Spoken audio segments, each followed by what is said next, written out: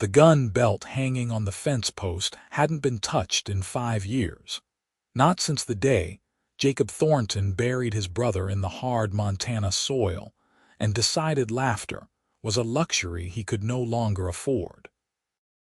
The summer of 1882 had arrived at the Thornton Ranch with its usual parade of golden light and endless prairie winds, but Jacob barely noticed anymore. At 28 years old, he moved through each day with the mechanical precision of a man who had forgotten what joy felt like. His hands knew the work mending fences, breaking horses, driving cattle to market, but his heart had become as weathered and impenetrable as the leather saddle he'd ridden for a decade. The ranch hands gave him a wide berth, understanding that their boss preferred silence to small talk, solitude to companionship. They respected him for his fairness and his skill, but they whispered among themselves about the man he used to be before grief had carved away everything soft and human. "Boss, that new hand you hired sight unseen is coming in today," said Tom Fairchild, the ranch foreman, as he leaned against the barn door that morning. He was a grizzled man of 50 with more experience than most cowboys could claim in 2 lifetimes. Should be arriving on the noon stage. Jacob didn't look up from the bridle he was oiling, his strong fingers working the leather with practiced efficiency. "Fine. Put him with the others in the bunkhouse. Start him on fence repair." Tom shifted his weight, clearing his throat in that way that meant he had more to say. "Thing is, boss, I looked at that letter again. Might be there was a misunderstanding." "What kind of misunderstanding?" Jacob's voice was flat, emotionless. "Well, the name was E. Sawyer, and I just assumed we both assumed, but the letter mentioned experience with horses and cooking, and I got to thinking, spit it out, Tom. Might be E. Sawyer is a woman." For the first time in the conversation, Jacob raised his eyes. They were the color of storm clouds, gray and turbulent, set in a face that would have been handsome if it ever relaxed into anything resembling warmth. A woman, can't say for certain, but the handwriting was mighty delicate, and like I said, mentioned cooking alongside the ranch work. Jacob set down the bridle with deliberate care. "Send her back on the next stage. Boss, we're 3 hands short since Patterson and the Miller boys headed to the silver mines. We need the help, and you approved the hire yourself based on the references." "I approved a ranch hand, not a—" Jacob stopped himself, running a hand through dark hair that needed cutting. "This is a working cattle ranch, Tom. We've got 2,000 head to manage and winter preparations starting in 3 months. I don't have time to worry about propriety or separate accommodations or whatever complications come with having a woman on the property." Tom had worked for the Thornton family since Jacob's father had first claimed this land, and he knew when to push.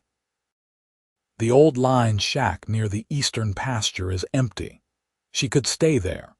If she's got the skills she claims, seems a shame to turn away good help just because of her sex. Your mother ran this ranch alongside your father for 20 years before the fever took her." The mention of his mother landed like a physical blow, though Jacob's expression didn't change. He picked up the bridle again, his jaw tight. "Fine, 1-month trial, but she works like everyone else, no special treatment, and if she can't handle it, she's gone." "Yes, sir." Tom allowed himself the smallest smile as he headed back toward the main yard. Jacob didn't watch him go. Instead, he stared at his hands, at the calluses and scars that told the story of his life. He'd been 19 when his father died, leaving him to run the ranch alongside his younger brother, Samuel. For 3 years, they'd worked side by side, building the Thornton Ranch into one of the most successful operations in the Montana Territory. Samuel had been everything Jacob wasn't: quick to laugh, easy with people, optimistic about the future. He'd balanced Jacob's serious nature, drawn him out of his darker moods, made him remember that life was more than just work and responsibility. Then came the winter of 1877. A blizzard had caught Samuel while he was checking on the northern herd. They'd found him 3 days later, frozen to death just 2 miles from home. Jacob had been the one to carry his brother's body back to the ranch, and something inside him had frozen solid that day too. The other ranch hands said he'd smiled at Samuel's funeral, but it hadn't been a real smile, just a grimace of pain. In the 5 years since, Jacob Thornton hadn't laughed once. He'd stopped going to town socials, stopped playing cards with the hands on Saturday nights, stopped doing anything that might remind him that joy existed in the world. Because joy was dangerous. Joy made you forget that everything you loved could be taken away in an instant. The noon stage arrived in a cloud of dust and the thunder of hooves. Jacob stayed in the barn, letting Tom handle the newcomer. He had work to do, and meeting some woman who probably wouldn't last a week wasn't high on his list of priorities.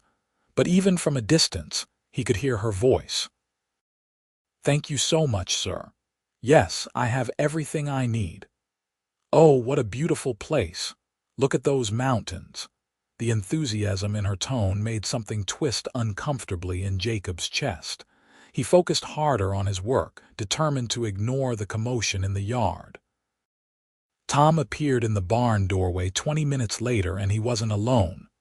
"Boss, this is Emma Sawyer." "Miss Sawyer, this is Jacob Thornton, owner of the ranch." Jacob looked up reluctantly, prepared to offer a curt greeting and return to his work. Instead, he found himself staring. Emma Sawyer was not what he'd expected. She was young, probably 23 or 24, with auburn hair pulled back in a practical braid, and eyes the color of summer grass. She wore a simple traveling dress that had seen better days, and she carried a worn leather bag that looked like it contained everything she owned. But it was her face that caught him off guard. She was smiling, a genuine expression of delight that lit up her features and made her eyes crinkle at the corners. "Mr. Thornton, I'm so grateful for this opportunity." She stepped forward, extending her hand like a man would. "I promise you won't regret hiring me. I'm an excellent worker, and I learn quickly." Jacob stared at her outstretched hand for a moment before his ingrained manners forced him to take it. Her grip was firm, her palm slightly rough, the hand of someone who knew work.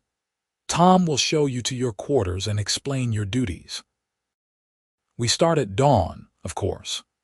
If she was put off by his cold tone, she didn't show it. "I'm looking forward to it." She released his hand and stepped back, but that smile never wavered. Jacob felt something stir deep in his chest, something he hadn't felt in so long he barely recognized it. Curiosity, maybe, or irritation. He wasn't sure which. "Tom, get her settled." Jacob turned back to his work, dismissing them both. As their footsteps retreated, he heard Emma's voice again, bright with interest. "How many head of cattle do you run? And are those quarter horses in the corral?" "They're magnificent." Jacob gripped the bridle so hard the leather creaked. This was going to be a very long month. That evening, Jacob took his dinner alone in the ranch house, as he always did. The house was too large for one person, a sprawling structure his father had built with the intention of filling it with grandchildren someday. Instead, it echoed with silence and memories. He'd just finished eating when he heard voices outside the ranch hands heading to the mess hall for their own meal. He moved to the window and saw Emma walking alongside Tom, still asking questions, still smiling. She changed into work clothes, trousers, and a man's shirt that were too big for her slight frame, and she'd tucked her braid up under a hat. Despite himself, Jacob wondered where she'd come from and why she'd traveled all the way to Montana Territory to work on a cattle ranch. Most women her age were married or working in town as seamstresses or shop clerks. Ranch work was hard, dirty, and often dangerous. It wasn't a job you took unless you had no other options. The thought bothered him more than it should have. He pulled the curtains closed and went to bed, determined to put Emma Sawyer out of his mind. Dawn came cold and clear, the way it always did in Montana summers. Jacob was up before the sun, as was his habit. He'd already checked on the horses and started planning the day's work when the ranch hands began emerging from the bunkhouse. Emma appeared at exactly the same time as the men, looking remarkably alert for someone who just traveled for days to reach the ranch. Her hair was braided again, and she'd found clothes that fit better, though where she'd gotten them, Jacob couldn't guess. "Morning, boss," called out Pete Davis, one of the younger hands. "Tom said we're on fence repair today, north pasture. The wire's been cut in 3 places, probably elk moving through." "Emma," he paused, realizing he'd used her first name. "Miss Sawyer, you'll work with Tom today. He'll assess your skills." "Yes, sir." She met his eyes directly, no hint of the deference most people showed him. "I won't let you down." Jacob nodded curtly and headed toward the horses, but he found his attention drifting throughout the morning. He told himself he was just making sure the new hire could handle the work, but the truth was harder to ignore. Emma Sawyer had an energy about her that was magnetic. She threw herself into every task Tom gave her with genuine enthusiasm, and she didn't complain when the work was hard or dirty. Around mid-morning, Jacob rode past the corral where Tom had Emma working with one of the younger horses, a spirited bay mare that nobody'd been able to saddle yet. "Easy, sweetheart," Emma was saying, her voice low and soothing. "Nobody's going to hurt you. I just want to be friends." The mare's ears flicked forward, her dark eyes fixed on Emma. Slowly, the horse took a step closer, then another. Emma didn't move, didn't reach out, just kept talking in that gentle voice. Jacob found himself reining in his own horse, watching despite his intention to ride on. "That's it," Emma murmured. "You're so beautiful, you know that, such a pretty girl. Life's been hard, hasn't it?" "I know something about that." The mare stretched out her neck, sniffing Emma's shoulder. Still, Emma didn't move. She just kept talking, kept radiating that calm patience. Finally, the horse took the last step, pressing her nose against Emma's chest. "There you are," Emma said softly, raising one hand very slowly to stroke the mare's neck. "There's my brave girl." Tom, who'd been watching from the fence, let out a low whistle. "I'll be damned. Been trying to get near that one for 2 weeks." Emma smiled, continuing her gentle strokes. "She just needed someone to listen. She's been hurt before you can see it in her eyes. She needs to know she can trust again." Something in those words hit Jacob like a punch to the gut. He wheeled his horse around and rode away, unwilling to examine why a simple statement about a horse had affected him so deeply. The rest of the day passed in a blur of work. Jacob drove himself harder than usual, checking fence lines, moving cattle, doing anything to keep his mind occupied. But when evening came and he returned to the ranch yard, he couldn't help but notice Emma sitting on the corral fence, still working with the bay mare. The horse was wearing a halter now, and Emma was running her hands over the mare's back, preparing her for the weight of a saddle. She was singing something Jacob was too far away to make out the words, but the melody was sweet and lilting. "She's something, isn't she?" Jacob turned to find Tom standing beside him, watching Emma with undisguised approval. "She knows horses," Jacob admitted grudgingly. "She knows more than horses. Asked her to help Cookie with dinner since we were done early, and she had the whole mess hall laughing within 10 minutes. Got a natural way with people." Jacob felt his jaw tighten. "We didn't hire her to entertain the hands." "No, sir.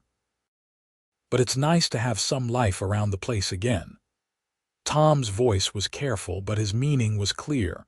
Jacob walked away without responding. He didn't want life around the place. Life meant attachment, and attachment meant loss. He'd learned that lesson too well. But that night, lying in his empty house, he could still hear the faint sound of laughter drifting from the mess hall. And despite everything, despite all his carefully constructed walls, he found himself wondering what Emma had said to make the hardened cowboys laugh like that. The next morning brought rain, a steady downpour that turned the ranch yard into a mess of mud and made outdoor work impossible. Jacob spent the morning in the barn, working on tack that needed repair and trying to ignore the sounds coming from the mess hall, where Cookie had apparently enlisted Emma's help with the baking. Around noon, the smell of fresh bread began wafting through the rain, followed by something sweet cinnamon, maybe, or apple pie. Jacob's stomach growled in response, reminding him that he'd skipped breakfast. He told himself he was just hungry when he walked toward the mess hall. It had nothing to do with curiosity about what Emma was doing in there. The scene that greeted him when he pushed open the door stopped him in his tracks. The long table was covered in flour, and Emma stood at the center of the chaos, her face flushed from the heat of the stove and dusted with white powder. She was laughing at something Cookie had said, and the old cook, a grumpy man who rarely smiled, was grinning back at her. "Mr. Thornton." Emma looked up, her smile undimmed by his sudden appearance. "Perfect timing. I was just telling Cookie we should save you some of the apple tarts before the hands devour them all." "I don't," Jacob started to say he didn't want anything, but Cookie was already moving toward him with a plate. "Try one, boss. Girls got magic hands when it comes to pastry." Jacob accepted the plate because refusing would have been churlish. The tart was still warm, the crust golden and flaky. He took a bite and flavor exploded across his tongue: sweet apples, cinnamon, butter, a hint of nutmeg. It was the best thing he'd tasted in years. "Well," Emma was watching him with those green eyes, waiting for his verdict. "It's adequate," Jacob said, his voice flat. Emma's smile faltered for just a second before returning full force. "I'll take adequate. That means there's room for improvement." Jacob set the plate down, suddenly uncomfortable under her steady gaze.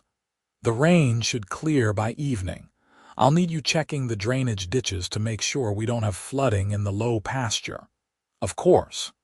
If she was disappointed by his abrupt shift to business, she didn't show it. "I'll head out as soon as we finish here." Jacob nodded and left, but he took the tart with him. Back in his office, he finished it slowly, savoring each bite and hating himself for it. Emma Sawyer had been on the ranch for less than 2 full days, and already she was disrupting everything. The hands were happier, Cookie was smiling, and even the damned horses seemed more content, and Jacob hated it, because happiness was a mirage, a trick that made you forget that nothing good lasted. His mother had been happy, and then the fever took her. His brother had been happy, and then the blizzard killed him. Every time Jacob had let himself feel joy, the world had ripped it away. He wouldn't make that mistake again. The week that followed established a pattern. Emma threw herself into ranch work with tireless enthusiasm, proving herself capable at every task Tom assigned her.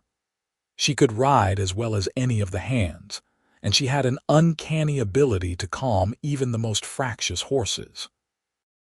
She helped with fence repair, moved cattle, cleaned the barn, and still found time to help Cookie with meals that were suddenly more elaborate and delicious than anything they'd had in years. And everywhere she went, she brought that smile, that irrepressible energy that seemed to brighten the whole ranch. Jacob watched it all from a distance, keeping himself apart, maintaining the walls he'd built so carefully. He spoke to Emma only when necessary, keeping every interaction brief and professional. If she noticed his coldness, and how could she not? She never showed it. She remained unfailingly cheerful, greeting him every morning with a smile and a "Good morning, Mr. Thornton," that he returned with a curt nod. But he was aware of her in a way that disturbed him. He knew when she entered a room, could pick out her voice from a crowd, found his eyes drifting toward her even when he told himself to look away. It was maddening and unwelcome, and he dealt with it the only way he knew how, by working himself into exhaustion every day, so he fell into bed too tired to think. It was Pete Davis who finally forced the issue, albeit unintentionally. 10 days after Emma's arrival, Jacob was in the barn when he heard shouting from the corral. He ran outside to find Pete on the ground, clutching his arm, while a black stallion reared and bucked at the far end of the enclosure. What happened? Jacob vaulted the fence, moving toward Pete while keeping one eye on the agitated horse. "Tried to saddle Midnight," Pete gasped, his face pale with pain. "He spooked and threw me into the fence. Think my arm's broken." Tom appeared at a run, taking in the situation instantly. "I'll get Pete to Doc Henderson in town. Boss, we need to calm that horse before he hurts himself." Jacob nodded, his attention already on the stallion. Midnight was one of his best breeding prospects, a magnificent animal with a temperament to match his name. But something had him thoroughly spooked, and a panicked horse was a danger to himself and everyone around him. "Let me help." Jacob turned to find Emma standing beside him, her eyes on the stallion. "Get back to the house," he said shortly. "This is dangerous. I can see that." Emma's voice was calm, matter-of-fact. "I can also see that horse is terrified, and he's going to hurt himself if we don't settle him down. You take the left side, I'll take the right. We'll give him space but show him he's safe." Jacob wanted to argue, to order her away, but Midnight chose that moment to slam himself against the fence, and there was no more time for discussion. He moved left while Emma moved right, both of them approaching the horse slowly, carefully. "Easy, boy," Jacob said, using the same low, soothing tone he'd heard Emma employ with the bay mare. "Nobody's going to hurt you." From the other side, Emma was singing again that same lilting melody Jacob had heard before. The stallion's ears flicked toward her, and his wild movements slowed fractionally. They worked in tandem, a dance of patience and timing that required no words. Jacob found himself matching Emma's rhythm, letting her take the lead. She seemed to have an instinct for what the horse needed, when to advance and when to hold back. After what felt like hours but was probably only 20 minutes, Midnight stood trembling but still in the center of the corral. Emma was close enough now to reach out, but she didn't. Instead, she just kept singing, that sweet voice weaving a spell of calm over the frightened animal. Jacob saw his opportunity and took it, moving in from the other side to check the stallion for injuries. There was a cut on his flank, probably from the fence, but nothing serious. He ran his hands over the horse's legs, checking for swelling or heat that might indicate a more serious problem. "You're all right," he murmured. "Just scared yourself, didn't you?" Emma had stopped singing, but she was humming now, a gentle sound that seemed to vibrate through the air. Midnight's head lowered, his breathing slowing to normal. "He's beautiful," Emma said softly. "What spooked him? Don't know. Pete's a good hand, he wouldn't have done anything to cause this deliberately." Jacob finished his examination and stepped back. But horses are like people sometimes. Something triggers a bad memory and they react without thinking. "Bad memories," Emma repeated, and something in her voice made Jacob look at her sharply, but her expression was serene, focused on the horse. They stood there together in the settling dust, and for the first time since Emma had arrived, Jacob really looked at her. Not the smile or the energy or the disruption she represented, but the woman herself. She was small, the top of her head barely reached his shoulder, but there was a quiet strength in the way she held herself. And her eyes, when they briefly met his, held a depth of understanding that suggested she knew more about pain than anyone that young should. "Thank you," he said, the words surprising him. "You were right. I couldn't have managed him alone." Emma's smile was different this time, softer, more genuine somehow. "We make a good team." Jacob felt something crack in his chest, a small fissure in the walls he'd built. He looked away quickly, clearing his throat. "We should get back to work." Of course. If Emma was disappointed by his retreat, she hid it well. She gave Midnight one last gentle pat and walked toward the fence. Jacob stayed in the corral for a few minutes more, ostensibly checking on the horse but really trying to understand what had just happened. Working with Emma had felt natural, easy in a way that nothing had felt easy in 5 years. For those few minutes, he'd forgotten to be guarded, forgotten to maintain his distance. It terrified him. That evening, Jacob broke his usual pattern and went to the mess hall for dinner. He told himself it was to check on Pete's condition. Tom had returned with news that the arm was indeed broken but would heal fine, but that didn't explain why his eyes immediately sought out Emma at the far end of the table. She was sitting between Cookie and one of the older hands, listening intently to some story about a cattle drive from the 1870s. When she laughed at the punchline, the sound was like bells, bright and clear. Jacob filled his plate and sat at the opposite end of the table, as far from Emma as he could get while still being in the same room. But throughout the meal, he found himself watching her. The way she listened to people with her whole attention, making even the shyest hand feel like what they had to say mattered. The way her hands moved when she talked, graceful and expressive. The way her eyes crinkled when she smiled. "Boss, you all right?" Jacob jerked his attention back to find Tom watching him with barely concealed amusement. "Fine," Jacob said shortly. "Just tired. Hum."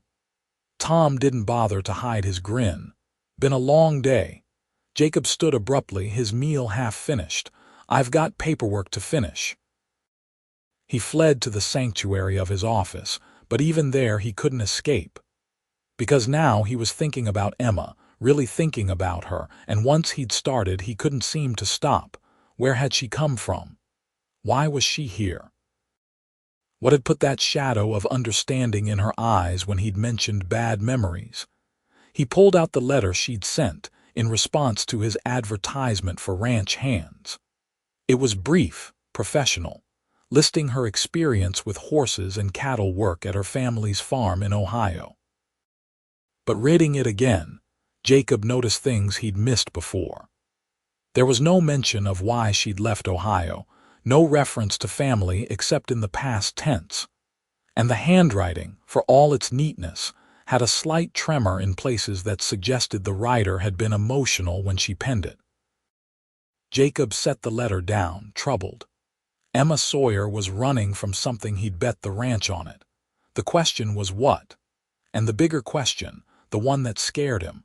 Why did he care? The answer came 3 nights later in a way Jacob hadn't anticipated. He'd been working late in the barn, checking on a pregnant mare who was due to foal any day. It was past midnight when he finally started back to the house, tired enough that sleep might actually come without the usual hours of staring at the ceiling. That's when he heard a sound so faint he almost missed it. Crying, coming from the direction of the old line shack where Emma was staying. Jacob told himself to keep walking. Emma's private moments were none of his business. Whatever demons she was wrestling with, she deserved to face them without an audience. But his feet carried him toward the line shack anyway, drawn by something he didn't want to name. The door was ajar, lamplight spilling out into the darkness. Through the gap, Jacob could see Emma sitting on the edge of the narrow bed, her shoulders shaking with sobs she was clearly trying to muffle. He should leave. He knew he should leave. Instead, he knocked softly on the doorframe. Emma's head jerked up, her eyes wide and red-rimmed. "Mr. Thornton, I'm sorry, I didn't mean to. I thought everyone was asleep." Saw the light. Jacob stood awkwardly in the doorway, utterly out of his depth. He couldn't remember the last time he'd comforted someone. Are you all right? Emma wiped at her face quickly, trying to compose herself.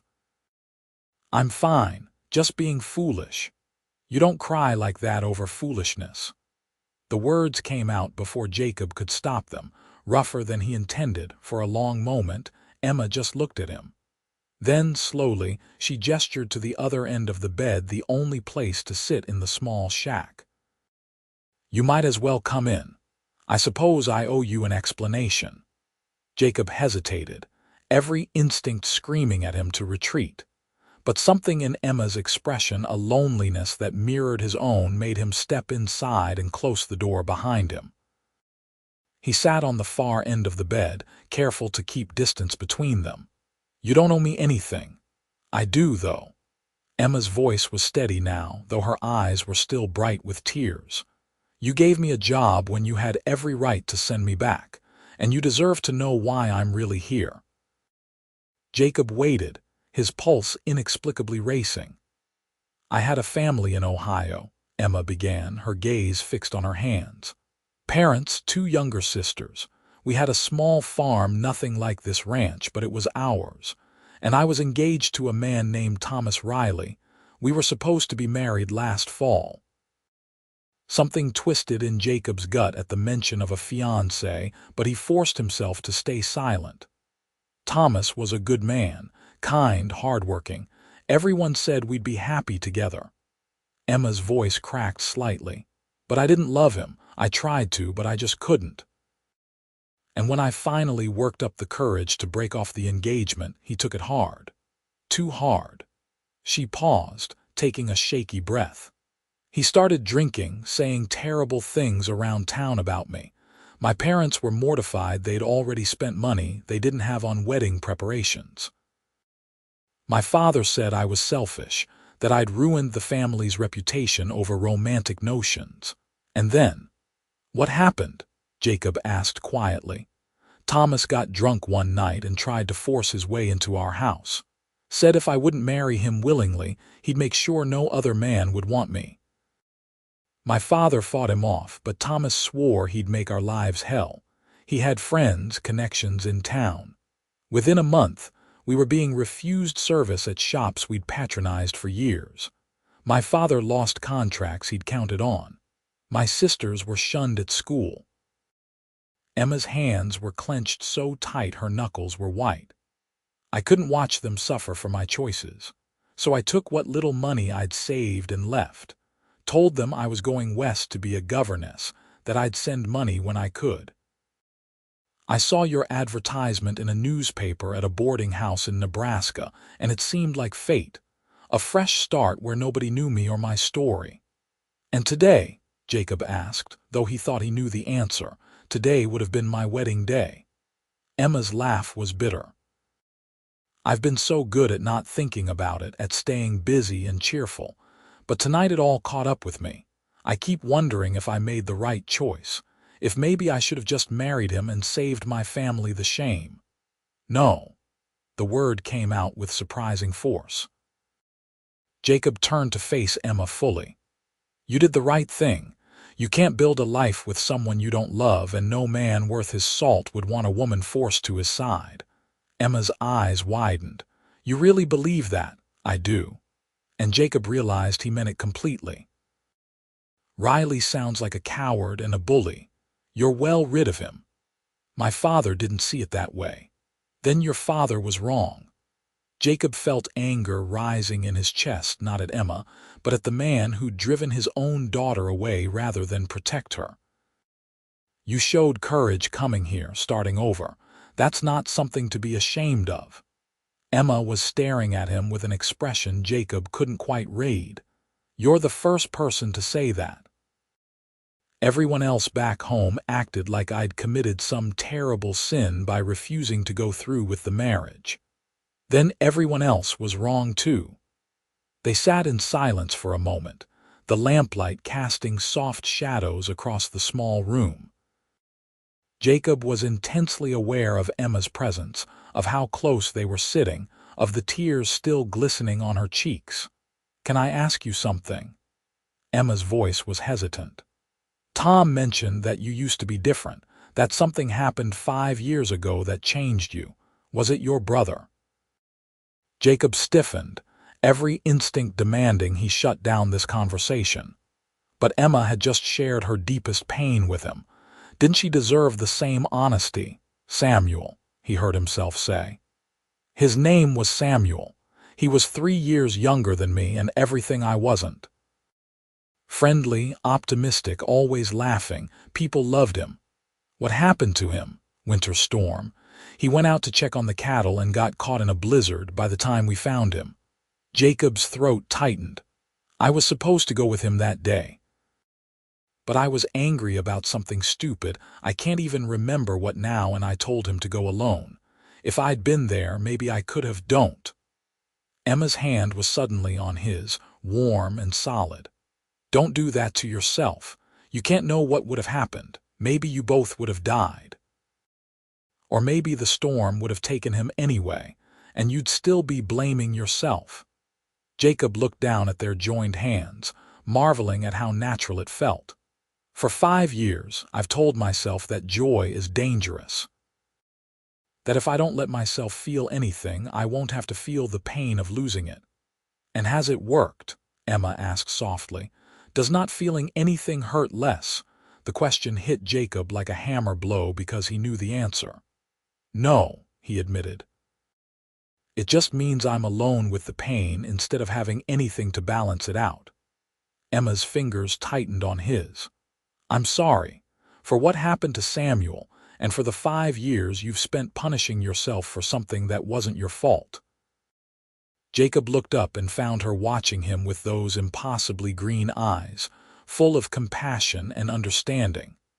Something was happening here, something that terrified him and drew him in equal measure. The walls he'd built were crumbling, and he didn't know how to stop it. He didn't know if he wanted to stop it. I should go, he said, but he didn't move. Probably, Emma agreed, but she didn't release his hand. They sat there in the lamplight, two broken people finding unexpected comfort in each other's presence. And when Jacob finally stood to leave, he felt lighter than he had in 5 years. Emma, he said from the doorway, using her first name without thinking about it. What you did leaving Ohio, starting over, that took real strength. Don't ever doubt that. Her smile was like sunrise. Thank you, Jacob. He walked back to the ranch house in a daze, his mind spinning. Something had shifted between them tonight, something fundamental. Emma wasn't just the new ranch hand anymore. She was a woman who understood loss and loneliness, who'd made hard choices and lived with the consequences. She was brave and kind and so full of life it made his carefully maintained numbness seem like cowardice. And God help him, he was starting to care about her. The realization should have sent him running in the opposite direction. Instead, Jacob found himself lying awake for hours, thinking about the way Emma's hand had felt in his, the warmth in her eyes when she'd said his name. 5 years. 5 years of holding himself apart from the world, of refusing to feel anything that might make him vulnerable. But Emma Sawyer was slipping past his defenses like they were made of paper, and Jacob was discovering that part of him, a part he'd thought long dead, didn't want to fight it. The next morning brought a crisis that pushed everything else aside. Jacob was checking the horses when Tom came running, his weathered face creased with worry.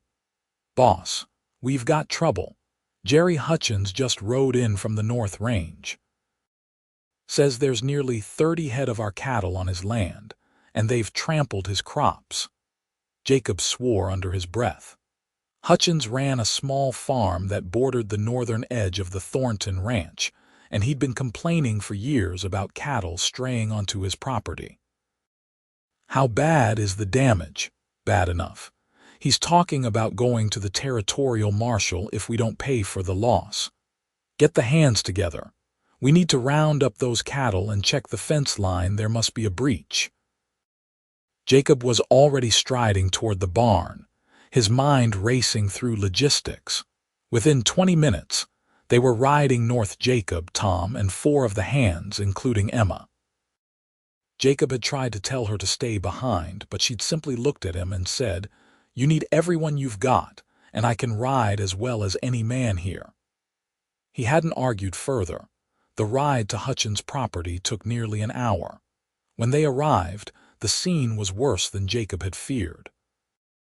His cattle had indeed trampled a significant portion of the man's corn crop, and Hutchins was standing in the middle of the destruction with a rifle in his hands. "Thornton." The man's face was purple with rage. "This is the third time this summer. I've had enough of your cattle destroying my livelihood." Jacob dismounted slowly, keeping his hands visible. Hutchins was known for a hot temper, and a man with a rifle was always dangerous. "Jerry, I understand you're upset, and you have every right to be. I'll pay for the damage. We can work out a fair price. But first, let me get these cattle off your land and find out how they got here." "Fair price?" Hutchins spat. "You think money fixes everything. That corn was supposed to feed my family through the winter, I know, and I'll make it right." "You have my word." Jacob kept his voice calm, reasonable, but pointing that rifle around isn't going to help anyone. For a tense moment, Hutchins didn't move. Then, slowly, he lowered the weapon. "I want payment by the end of the week, Thornton. And I want that fence fixed so this never happens again." "You'll have both." Jacob turned to Tom. "Start rounding up the cattle. I want a head count and a full inspection of the north fence." The work took most of the day. The cattle were scattered across Hutchins' property, and it took careful herding to get them all back onto Thornton land. Emma worked tirelessly, her horsemanship skills on full display as she cut off strays and guided them back to the group. It was late afternoon when they finally found the breach in the fence, a section where the wire had been cut cleanly through in multiple places.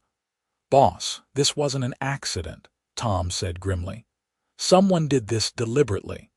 Jacob examined the cut wire, his jaw tight. Tom was right, the cuts were too clean, too precise to be anything but intentional. "Who would want to cause trouble between me and Hutchins?" "Could be anyone. You've done well with this ranch, and success breeds jealousy." Tom paused. "Or it could be Hutchins himself, looking to get money out of you." "Maybe." But Jacob didn't think so. Hutchins was hot-tempered but honest, and the devastation to his crops was real. "Double the night watch on this section. I want to know if anyone comes near this fence." They worked until dark repairing the breach, then headed back to the ranch exhausted and covered in dust. Jacob's mind was churning with possibilities, none of them good. Someone was deliberately trying to cause problems, and until he knew who and why, his ranch and his cattle were at risk. Emma rode up beside him as they neared the ranch buildings. "You're worried," she said quietly. "Cattle rustling, property damage, these aren't small problems." "I know, but you'll figure it out. You're good at what you do." Her confidence in him was absolute, unquestioning. Jacob looked at her, this woman who'd been on his ranch less than 3 weeks, but who seemed to understand him better than people he'd known for years. "How can you be so sure?" "Because I've watched you work. You care about this place and the people who depend on it. That kind of dedication doesn't fail." She smiled, that radiant expression that never failed to affect him. "Besides, you're not alone in this. You've got good people around you, including you." The question slipped out before Jacob could stop it. Emma's smile softened. "Including me?" "For as long as you'll have me." Something warm unfurled in Jacob's chest, pushing back the cold fear that had taken root there. "Thank you," he said, meaning it more deeply than he could express. That night, Jacob sat in his office long after everyone else had gone to bed, poring over ranch records and trying to identify anyone who might have a grudge against him. The list was depressingly short. He kept to himself so much that he hadn't made enemies, but he also hadn't made friends who might have information about threats. A soft knock on the door interrupted his thoughts. "Come in," he called, expecting Tom. Instead, Emma entered, carrying a tray with coffee and what looked like sandwiches. "I saw your light still on and thought you might need sustenance." Jacob blinked at her, touched by the gesture. "You didn't have to do that, I know, but I wanted to." She set the tray down on his desk, then hesitated. "May I ask what you're looking for?" Jacob gestured to the papers spread before him. "Anyone who might want to hurt my business, but I'm coming up empty." Emma studied the records for a moment, her brow furrowed in concentration. "What about other ranchers? You said you've been successful. Are there competitors who might want to see you fail?" "There's the Grayson Ranch to the west, but old man Grayson and my father were friends. His son runs it now, and we've always had a cordial relationship." Jacob rubbed his tired eyes. "The Carmichael place to the south is barely scraping by. They don't have the resources for sabotage." "What about people who wanted to buy this land? Anyone who made an offer and was refused?" Jacob started to say no, then stopped. "Wait, there was someone. About 6 months ago, a man named Dalton showed up claiming to represent some investors back east. Said they wanted to buy up large tracts of land for development. I told him the ranch wasn't for sale." "How did he take it?" "Not well. Said I was being short-sighted, that the railroad was coming and land values would skyrocket. Got pretty heated about it, actually." Jacob felt a spark of something, not quite hope, but at least direction. "He might have reason to cause trouble, make me think the ranch is more hassle than it's worth." Emma nodded slowly. "It's a possibility, but you'd need proof before you could accuse him of anything." "You're right." Jacob looked at her with new appreciation. "You have a good head for this kind of thing." "I read a lot of detective novels," Emma said with a small smile. "Though I never expected to use the knowledge in real life." They worked together for another hour, going through records and making notes of anything that seemed suspicious. Jacob found himself grateful for Emma's presence, for the way she asked smart questions and offered insights he hadn't considered. More than that, he was grateful for the company, for not being alone with his worries. When the clock struck midnight, Emma stood and stretched. "You should get some sleep. This will all still be here in the morning. I know. I just hate feeling like I'm waiting for the next attack." Jacob stood as well, suddenly aware of how close they were in the small office. "You're not waiting. You're preparing. There's a difference." Emma's eyes met his, and Jacob felt that now familiar pull toward her, that magnetic attraction that grew stronger every day. "Emma," he said softly, "that night you were crying, you said today would have been your wedding day. Are you all right?" Her expression softened. "I am, actually. Better than I expected to be. I think talking about it helped, and being here, having purpose and work that matters, it's good for me. I'm glad." Jacob meant it with his whole heart. "You've been good for this place, for—" He paused, then took a leap of faith. "For me." Emma's breath caught. "Jacob." He didn't let himself think, didn't let himself consider all the reasons this was a bad idea. He just reached out and tucked a strand of auburn hair behind her ear, his fingers lingering against her cheek. "I haven't felt anything in 5 years," he said quietly. "I didn't want to feel anything because feeling meant risking more pain, but you've been here less than a month, and already I can't imagine this place without you." "I don't want to hurt you," Emma whispered. "I know, and I don't want to hurt you either. But I think we might be past the point of avoiding it." Jacob's thumb traced the curve of her cheekbone. "Whatever this is between us, I'd like to find out where it leads, if you're willing." Emma's answer was to rise up on her toes and press her lips to his. The kiss was gentle, tentative, a question more than a statement. Jacob's arms came around her automatically, pulling her close as he deepened the kiss. She tasted like cinnamon and coffee, and she fit against him like she was made to be there. When they finally broke apart, both breathing hard, Jacob rested his forehead against hers. "I don't know how to do this anymore," he admitted. "How to let someone in." "Neither do I," Emma said. "We'll figure it out together." And in that moment, with Emma in his arms and his heart beating faster than it had in 5 years, Jacob felt something he'd thought was lost forever: hope. The next few days passed in a blur of work and watching. Jacob doubled the guards on the ranch boundaries and made it clear to all the hands that any suspicious activity was to be reported immediately. But the expected attack didn't come, and the silence was almost worse than action would have been. Through it all, Jacob found himself spending more time with Emma. They still worked. The ranch didn't run itself, but now they worked together whenever possible. Emma had a way of making even tedious tasks enjoyable, and Jacob discovered that he'd been wrong about laughter being a luxury he couldn't afford, because Emma made him laugh. It started small: a wry comment about a particularly stubborn cow, or a funny story about her childhood in Ohio. Jacob would feel the corner of his mouth twitch, then curl upward, and before he knew it he was actually smiling. The first time Emma coaxed a genuine laugh out of him, she'd stopped dead in her tracks.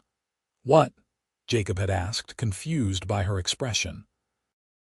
"That was the first time I've heard you laugh," she'd said softly. "It's a beautiful sound." Jacob had felt his face heat with embarrassment, but he hadn't tried to suppress his laughter after that. And the more he allowed himself to feel joy, the easier it became. It was like a muscle he'd let atrophy that was slowly remembering how to function. The ranch hands noticed the change too. Tom made no effort to hide his satisfaction, and even the usually taciturn Cookie commented that it was good to see the boss acting human again. But the tentative happiness couldn't completely overshadow the threat hanging over the ranch. Jacob remained vigilant, waiting for whoever had cut his fence to make their next move. The move came on a Wednesday night, 2 weeks after the incident at Hutchins' farm. Jacob was in the barn checking on the pregnant mare when he heard shouting from the direction of the cattle pens. He ran outside to find one of the night guards, a young man named Billy, pointing toward the north. "Fire, boss. The grass is burning." Jacob's blood turned to ice. Prairie fire was every rancher's worst nightmare: uncontrolled flames that could destroy everything in their path. He grabbed Billy's arm. "Raise the alarm. Get every man up and armed with blankets and shovels." The next hours were chaos. The fire had started in the dry grass near the north fence line and was spreading fast, pushed by the ever-present prairie wind. Jacob organized the hands into teams, some to beat at the flames with wet blankets, others to dig fire breaks in the earth. Emma appeared at his side, her face streaked with soot. "What can I do?" "Help with the horses. If the fire reaches the barn, we'll need to get them out fast." Jacob hated sending her into potential danger, but she was right. They needed everyone working. She nodded and ran toward the barn without hesitation. Jacob threw himself into fighting the fire, his world narrowing to the immediate struggle against the flames. His arms ached from swinging the shovel, his lungs burned from smoke, but he didn't stop, couldn't stop. Everything he'd built, everything his family had worked for, was at stake. Hours later, when dawn broke over a landscape of charred earth and exhausted men, they'd finally won. The fire was out, contained to a section of the north pasture that could be replanted. The buildings were safe, and only a handful of cattle had been lost in the panic. But as Jacob surveyed the damage in the growing light, his jaw tightened with cold fury. Because there, near where the fire had started, was evidence that couldn't be ignored: empty kerosene containers and burned matches. This hadn't been an accident or an act of nature. Someone had deliberately set fire to his ranch. "Boss." Tom appeared beside him, his face grim. "Found something you need to see." Jacob followed him to the tree line bordering the property. There, clear in the soft earth, were boot prints and horse tracks. Someone had waited here, then ridden away once the fire was set. We need to track them, Jacob said, his voice hard. Already sent 2 men after the trail, but boss. Tom hesitated. This is more than vandalism now. This is attempted destruction of property, could have killed people. You need to involve the territorial marshal. Jacob knew Tom was right, but the thought of bringing in outside law rankled. This was his ranch, his problem to solve. Still, he couldn't let pride endanger his people. Send someone to town. Get Marshal Brennan out here. The rest of the morning was spent accounting for damage and tending to minor injuries from the firefighting.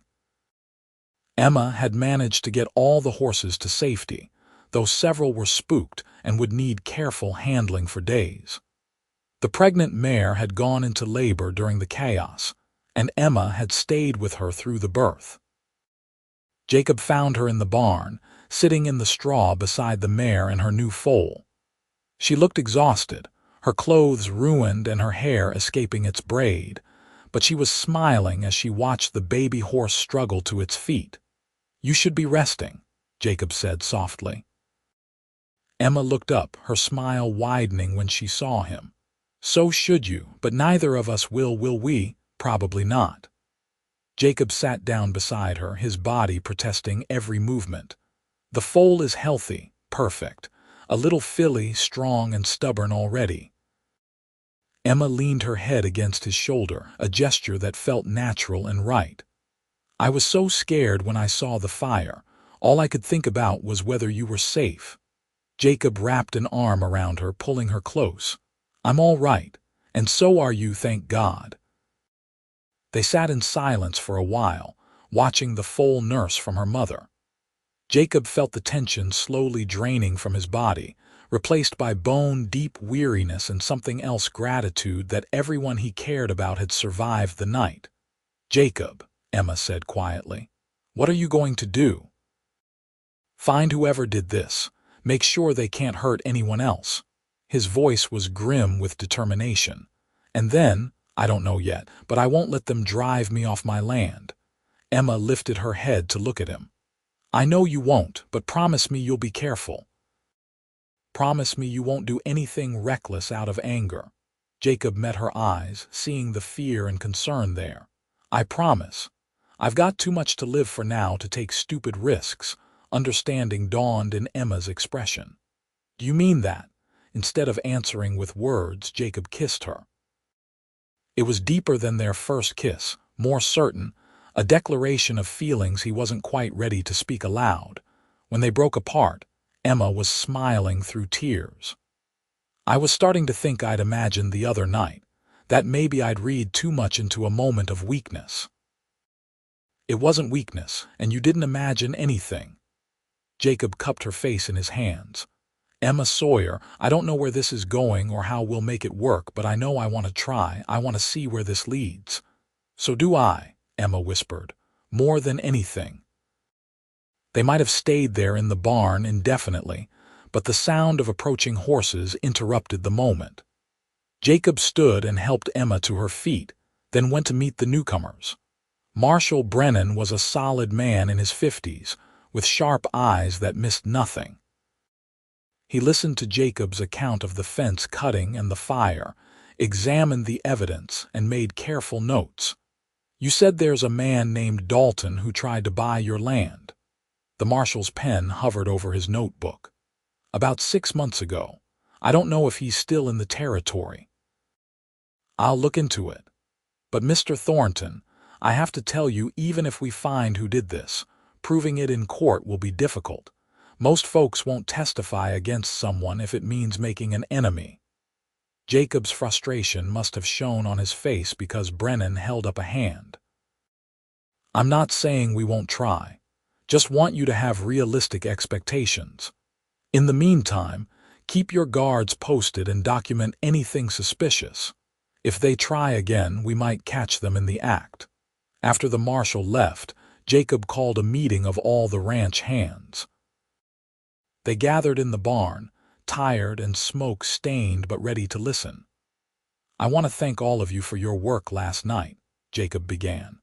"Because of your quick action, we saved the ranch and most of the herd, but I won't lie to you, this situation is dangerous. Someone is targeting this ranch and they've escalated from vandalism to arson. I'll understand if any of you want to leave until this is resolved." The hands looked at each other, and then Tom stepped forward. "Speaking for myself, and I think for most of the boys, we're not going anywhere, boss. This ranch is our home too, and we don't run from a fight." A chorus of agreement followed. Jacob felt a tightness in his chest that had nothing to do with smoke inhalation. These men were loyal not because he paid them, though he paid fair wages, but because they genuinely cared about the Thornton Ranch. "All right then. We double our vigilance. No one works alone and everyone carries a rifle. At the first sign of trouble, sound the alarm." Jacob's eyes swept across the assembled men, landing last on Emma. "We protect what's ours." The next week was tense. Everyone moved through their work with weapons close at hand, and the night guards were increased to 4 men per shift. But there were no more incidents, and Jacob began to wonder if the fire had been the last attack, a final attempt to scare him off that had failed. Then Marshal Brennan returned with news. "Found your man Dalton," the marshal said without preamble. "He's been staying at a boarding house in Helena, making no secret of his presence. And here's the interesting part, he's been buying drinks for ranch hands from neighboring properties, asking questions about your operation." "What kind of questions?" Jacob's hands clenched into fists. "Guard rotations, cattle numbers, property boundaries. The kind of information someone would need if they were planning more trouble." Brennan's expression was grave. "But when I questioned him, he had alibis for both the night of the fence cutting and the fire. Says he was in Helena both times, and the boarding house owner confirms it. Then he's paying someone else to do his dirty work. That's my thinking too. Problem is, we have no proof. And Dalton's smart, he's been careful not to say anything that could be construed as a direct threat." The marshal sighed heavily. "I've warned him that he's under suspicion and that we'll be watching him. It might be enough to scare him off, or it might just make him more careful." After Brennan left, Jacob sat in his office, his mind churning with options. He could confront Dalton directly, but without proof, it would accomplish nothing. He could increase security even more, but that wasn't sustainable long term. His hands needed to work the ranch, not just guard it. A soft knock interrupted his thoughts. "Come in," he called, unsurprised when Emma entered. She'd become his sounding board over the past weeks, the person he turned to when he needed to think through problems. It still amazed him how easily she'd slipped into that role, how natural it felt to share his concerns with her. "I heard the marshal was here," Emma said, settling into the chair across from his desk. "Any news?" Jacob filled her in on Dalton's alibis and the marshal's suspicions. Emma listened intently, her brow furrowed in thought. "So Dalton is being obvious about gathering information, almost like he wants you to know he's interested in the ranch," she said slowly.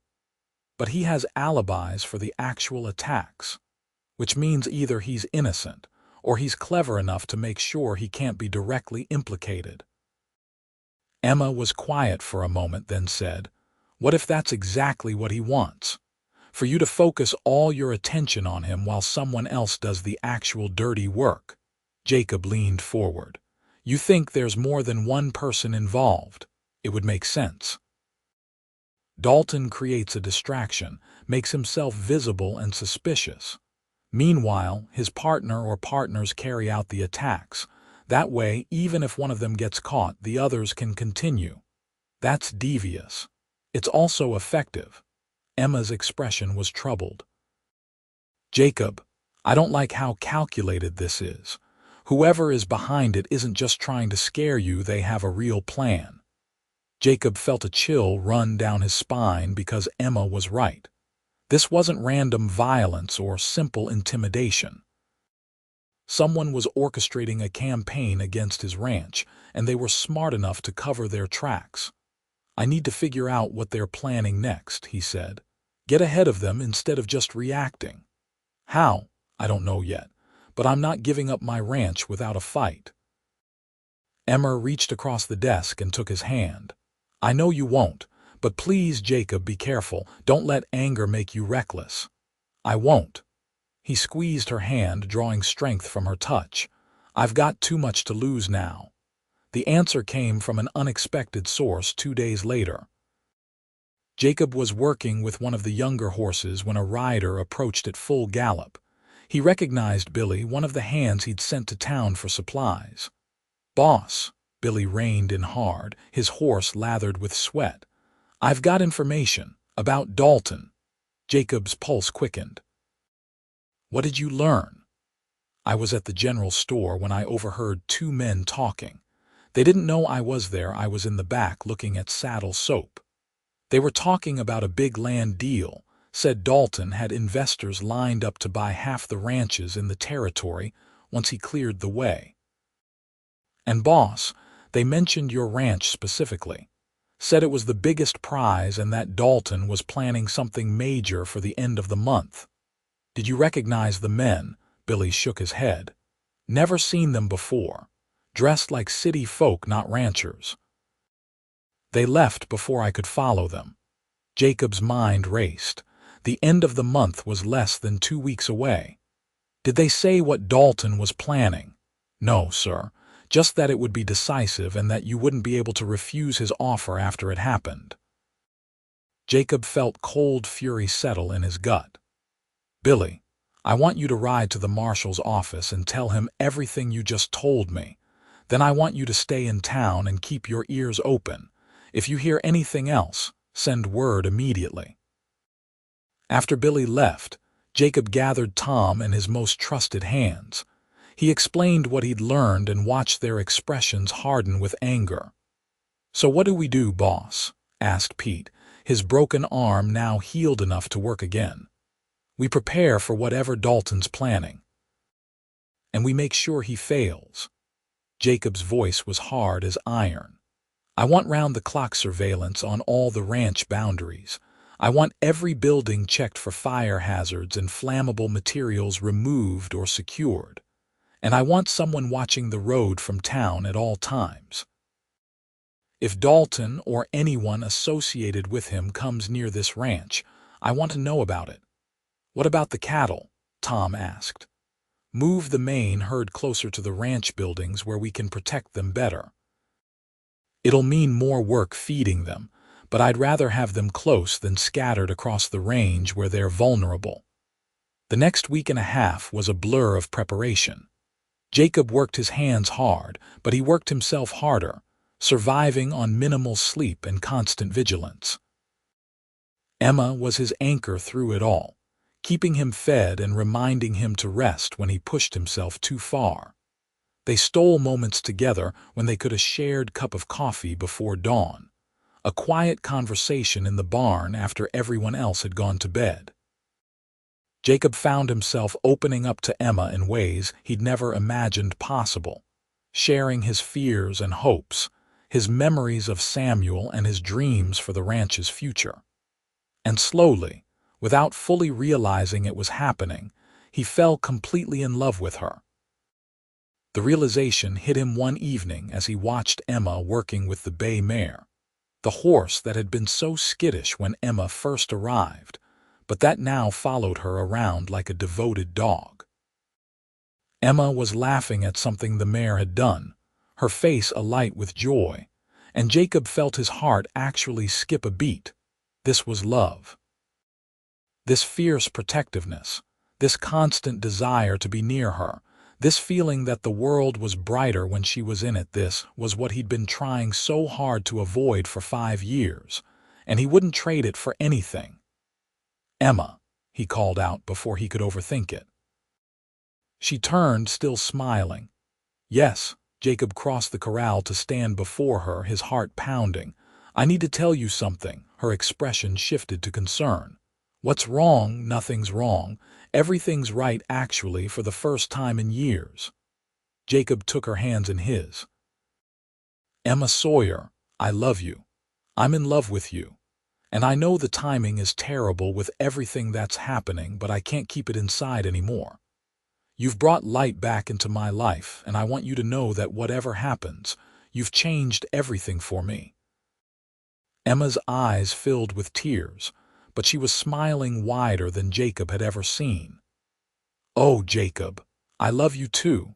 I think I have since that night in the line shack when you told me I was brave. You see me in a way no one else ever has." Jacob pulled her into his arms and kissed her deeply, pouring 5 years of frozen emotion into the embrace. Emma kissed him back with equal fervor, her arms tight around his neck. When they finally broke apart, Emma was laughing and crying at the same time. "This is crazy, you know. We've only known each other a month." 5 weeks, Jacob corrected with a smile, his first genuine smile in half a decade. "But who's counting?" "I am, apparently." Emma touched his face wonderingly. "You're smiling, really smiling. I know, feels strange, but good. It felt incredibly good." "I like it. You should do it more often. If you stay with me, I will." "Is that a proposal, Jacob Thornton?" Emma's tone was teasing, but her eyes were serious. "Not yet, but it will be once this business with Dalton is settled." Jacob's expression sobered. "I want to offer you a future without this threat hanging over us. I want to marry you and build a life together and fill this ranch with children and laughter. But first, I need to make sure it's safe." Emma nodded, understanding. "Then we'll make it safe, together." The end of the month arrived with no sign of Dalton or his mysterious plan. Jacob's nerves were stretched to the breaking point, every muscle tensed for an attack that didn't come. Then, on the last day of August, a rider arrived with a message. Jacob read it twice, unable to believe what he was seeing. Then he called for Tom and Emma, his hands shaking with rage. "What is it?" Emma asked, alarmed by his expression. "It's from the Territorial Land Office. They're informing me that my deed to the ranch is being challenged. Someone has produced documents claiming that the original land grant to my father was fraudulent, and that the true owner is a company called Montana Development Corporation." "That's insane," Tom said flatly. "Your father bought this land fair and square, proved it up according to the law." "I know that, but according to this letter, I have 2 weeks to produce counter-evidence or the ranch will be seized and sold at auction." Jacob's voice was dangerously quiet. "Want to bet who shows up to buy it?" "Dalton," Emma breathed. "The Montana Development Corporation must be his front company. This is his big plan, not violence or destruction, but legal theft." Jacob crumpled the letter in his fist. "He's going to try to steal my ranch using the law itself." Tom's face had gone red with anger. "We fight it. Get a lawyer, prove the claim is false. That takes time and money, both of which Dalton is counting on me not having enough of." Jacob forced himself to think past the fury. "But he's made a mistake. He's assumed I won't have the resources to fight back quickly." "Do you?" Emma asked quietly. Jacob met her eyes. "I do. My father was meticulous about records. Every purchase, every payment, every piece of documentation is filed in the ranch safe. And I know a lawyer in Helena who owes me a favor. If I can get the documents to him within a few days, he can file a counterclaim before the deadline. Then what are we waiting for?" Emma was already moving toward the door. "Let's get those documents." The ranch safe was in Jacob's office, a massive iron box his father had installed in the floor. Jacob knelt and worked the combination, his hands steady despite the adrenaline coursing through his veins. The safe swung open, revealing stacks of papers and ledgers. Jacob began pulling them out, sorting through decades of ranch business. "The original deed should be here, along with the land grant and proof of payment," he muttered, more to himself than to Emma and Tom. "Father kept everything in chronological order." He was reaching for a folder near the back of the safe when Emma's sharp intake of breath stopped him. "Jacob, look." He followed her pointing finger and felt his blood turn to ice. The safe had been broken into. The back panel was slightly ajar, revealing a hollow space behind it that shouldn't exist. With trembling hands, Jacob pulled the panel away completely. The space behind it was empty. "Someone's been here," Tom said, his voice tight. "They took the most important documents and left the rest to make it look like nothing was wrong." Jacob sat back on his heels, his mind reeling. This was planned from the beginning. The fence cutting, the fire, those weren't attempts to destroy the ranch. They were distractions.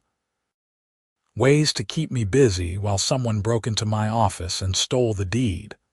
"But who?" Emma asked. "The safe wasn't forced. Whoever opened it knew the combination." The implications of that hit Jacob like a physical blow. Someone he trusted, someone who had access to his office and possibly knew or could guess the safe combination, had betrayed him. He looked at Tom, seeing his own horror reflected in the older man's face. "We need to account for everyone who's been on the ranch in the past month. Anyone who had the opportunity to get into this office alone." The list, when they compiled it, was depressingly long. The ranch hands, the supply deliveries, even Marshall Brennan had been alone in the office briefly. But one name stood out to Jacob, a new hand named Carson who'd been hired 3 weeks ago on Tom's recommendation. "Where is Carson now?" Jacob asked. Tom's face went pale. "He left yesterday, said he had family business in town and would be back in a few days." "What do we know about him?" "Not much. He came with a reference from a ranch in Wyoming, seemed to know his business." Tom trailed off, clearly realizing how thin that was. Jacob was already moving, strapping on the gun belt he hadn't worn in 5 years. "I'm going to town. If Carson is working with Dalton, he might lead me to him." "I'm coming with you," Emma said immediately. "No, it's too dangerous." Emma's expression turned stubborn. "Jacob Thornton, I love you, which means I'm not letting you ride into danger alone. Besides, you might need someone who can ask questions without drawing attention. A woman in town causes less suspicion than an angry rancher." Jacob wanted to argue, but he knew she was right. "Fine, but you stay close to me and do exactly as I say if there's trouble." They rode hard for town, reaching Helena as the sun was setting. Jacob's first stop was the boarding house where Dalton had been staying, but the owner informed him that Dalton had checked out 2 days ago. "Said he was heading east," the woman offered. "Had a lot of luggage with him, more than when he arrived." Emma and Jacob exchanged glances. Luggage that could have contained stolen documents. Their next stop was the hotel, where Jacob bribed the desk clerk to tell him if anyone matching Carson's description had checked in. The clerk's eyes lit up with recognition. "Sure, I know who you mean. Checked in yesterday, room 12. But he's not alone, had a well-dressed fellow with him, looked like a city businessman. Is he in now? Saw him go up about an hour ago." Jacob felt the pieces clicking into place. "Thank you. One more thing, can you tell me if there's a back exit to this hotel, through the kitchen, leads to the alley?" Jacob pressed more money into the clerk's hand. "If anyone asks, you haven't seen me." Outside, Jacob positioned Emma at the front entrance with instructions to watch for Carson or anyone trying to leave. "If you see him, don't confront him. Just follow at a distance and note where he goes." "What are you going to do?" "I'm going through the back. I want to hear what Carson and his friend are discussing." The hotel's back stairs were dark and dusty, clearly not used often. Jacob climbed silently to the second floor and made his way to room 12. Lamplight showed under the door, and he could hear voices inside. "Told you Dalton has the documents. The plan is in motion." That was Carson, his voice cocky with success. "And Thornton doesn't suspect." The second voice was unfamiliar, refined, and educated. He thinks I'm one of his loyal hands. By the time he figures out the deed is missing, Dalton will already have filed the claim. The ranch will be ours within the month. Excellent. Dalton will be pleased. Your payment will be waiting as promised. Jacob had heard enough. He drew his pistol and kicked open the door. Carson and his companion, a thin man in an expensive suit, jumped to their feet in shock. Carson's hand moved toward his own gun, but Jacob was faster. Don't. The word was cold as winter. I'd rather take you alive to the marshal, but I'll do what's necessary. Carson raised his hand slowly, his face pale. Thornton, I can explain, save it. Where's Dalton? I don't know what your Jacob cocked the pistol. Where is Dalton? The man in the suit spoke up, his voice shaking. He's at the land office, filing the claim first thing tomorrow morning. Then we have tonight to stop him. Jacob gestured with the gun. Both of you out. We're going to see Marshal Brennan. The walk to the marshal's office was tense, with Jacob keeping his gun trained on the two men while scanning the shadows for any sign of ambush. Emma appeared from the hotel, falling into step beside him with relief evident on her face. Marshal Brennan was working late, and his eyebrows rose when Jacob marched two men into his office at gunpoint. Mr. Thornton, this is unexpected. Marshal, I can prove these men are part of a conspiracy to steal my ranch, but I need you to arrest Dalton before he can file a false claim tomorrow morning. Brennan listened to Jacob's explanation, his expression growing grimmer with each detail. When Jacob finished, the marshal turned to Carson and his companion. Well, what do you have to say? The man in the suit cracked immediately. It was Dalton's idea. He said it was just business, that Thornton's ranch was too valuable to leave in the hands of one man. He promised us a share of the profits if we helped him. And the documents, Dalton has them. He's staying at a house on the edge of town. I can show you where. Within an hour, a grim-faced posse that included Jacob, the marshal, and 3 deputies was surrounding the house the suit had indicated. Brennan knocked on the door, his hand on his gun. Dalton answered, his confident expression faltering when he saw the armed men. Marshal, what's the meaning of this? We have evidence you've been involved in a conspiracy to illegally seize the Thornton Ranch. I'm placing you under arrest. That's absurd. I'm a legitimate businessman who hired men to steal property documents and forge land claims, Jacob interrupted, stepping forward. Where are my father's papers, Dalton? For a moment, Dalton's mask of civility slipped, revealing cold calculation underneath. You can't prove anything. Actually, we can, Brennan said. Your associates have already confessed and agreed to testify against you. Now we can do this easy or hard. Your choice. Dalton's shoulders sagged in defeat. The documents are in my trunk, but you're making a mistake, Thornton. I offered you a fair price for that ranch. You could have walked away wealthy. It's not about money. Jacob's voice was hard. That ranch is my family's legacy. It's my home, and it's not for sale at any price. The documents were recovered, and Dalton and his co-conspirators were locked in the town jail to await trial. Marshal Brennan assured Jacob that the charges were serious enough that Dalton would be facing years in prison. It was past midnight when Jacob and Emma finally started the ride back to the ranch. They rode in silence for a while, the adrenaline slowly draining away and leaving exhaustion in its wake. It's over, Emma said finally. You saved the ranch. We saved it, Jacob corrected. If you hadn't suggested that Dalton was using himself as a distraction, I might never have figured out the real plan in time. We make a good team. We do. Jacob reined in his horse and turned to face Emma. In the moonlight, she looked ethereal, beautiful in a way that made his heart ache. Emma, I know I said I'd wait until this was over to ask you properly, but I can't wait any longer." He dismounted and helped Emma down from her horse, then took both her hands in his. "Emma Sawyer, you've given me back my life.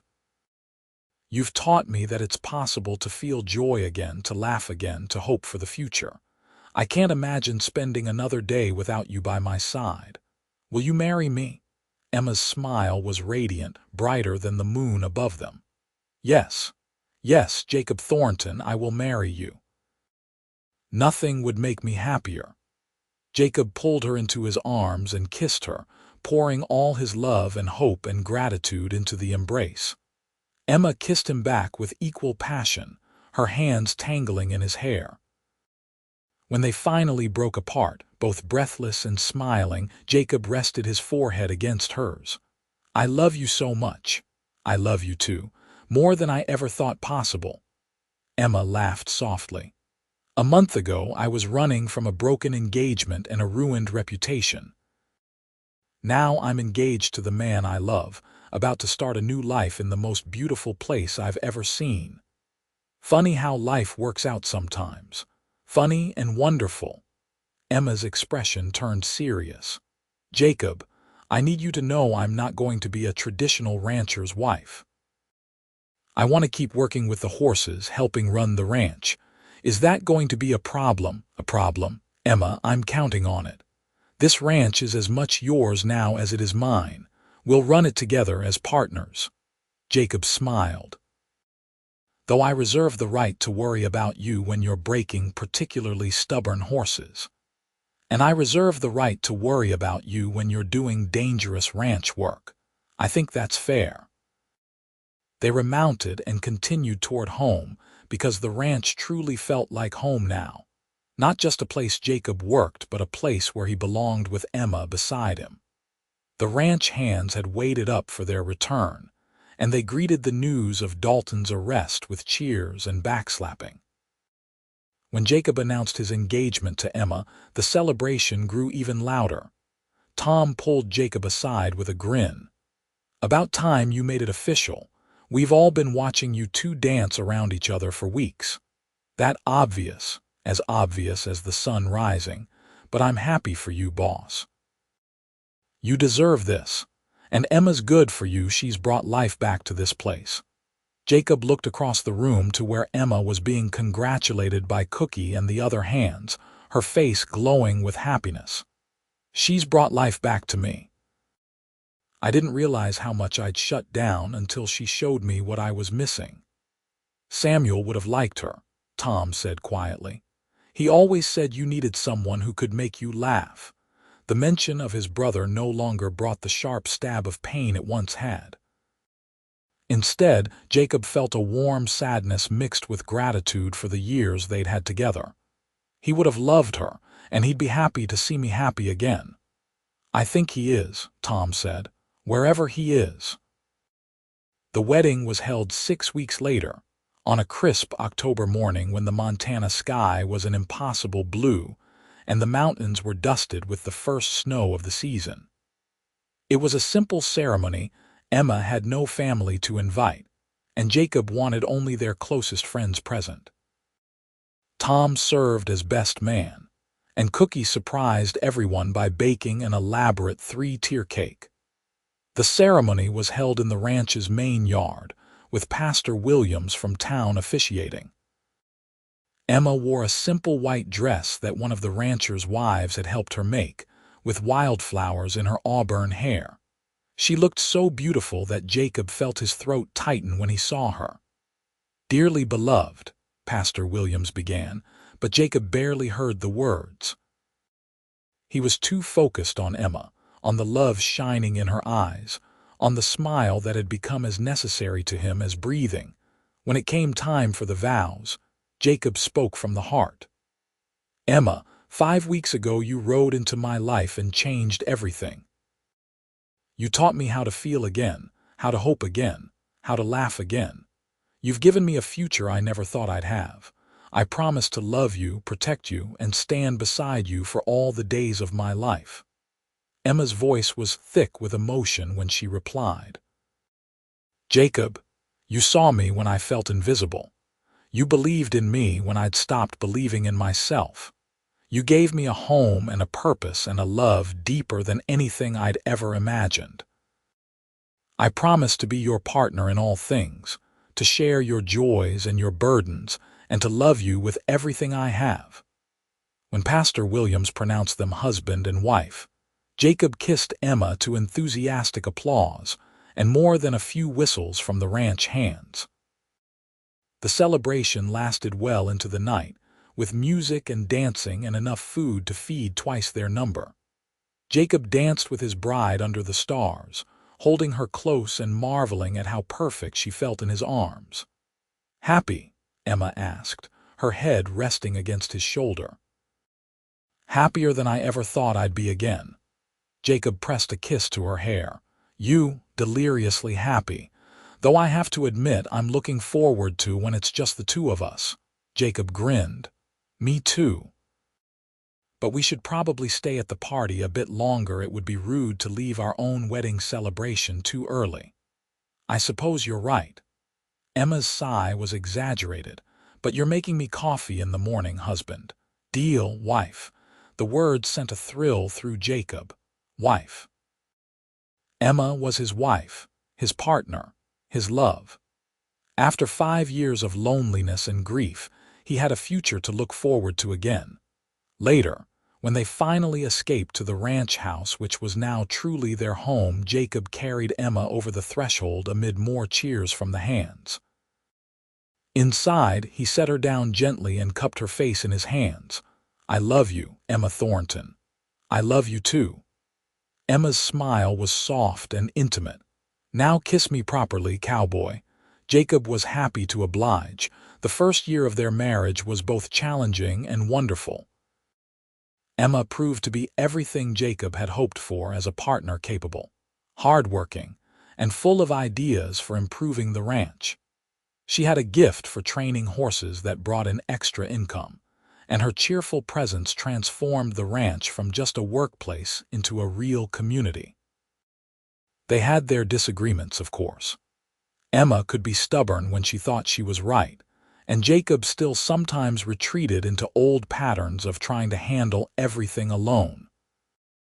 But they learned to talk through their conflicts, to trust each other's judgment, and to lean on each other's strengths.